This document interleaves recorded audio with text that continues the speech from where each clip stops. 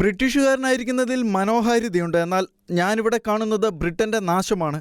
പതുക്കെയാണ് അത് തുടങ്ങിയതെന്നും അനിയന്ത്രിതമായ വൻതോതിലുള്ള കുടിയേറ്റം കാരണം അതിപ്പോൾ അതിവേഗം വർദ്ധിച്ചുകൊണ്ടിരിക്കുകയാണെന്നും മസ്ക് പ്രതികരിച്ചു.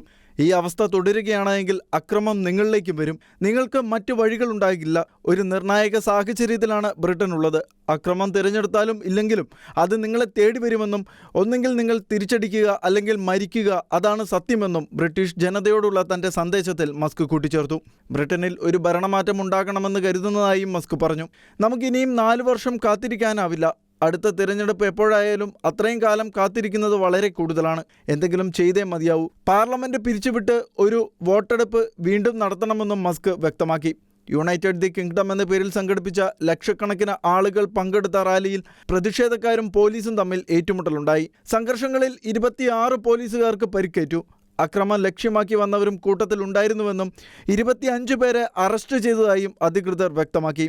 ഏകദേശം 1.5 ലക്ഷത്തോളം ആളുകൾ മാർച്ചിൽ പങ്കെടുത്തതായും പ്രതീക്ഷകളെ മറികടക്കുന്ന ജനപങ്കാളിത്തമാണ് മാർച്ചിലുണ്ടായതെന്നും വാർത്താ ഏജൻസികൾ റിപ്പോർട്ട് ചെയ്തു. International desk, Shekinah news.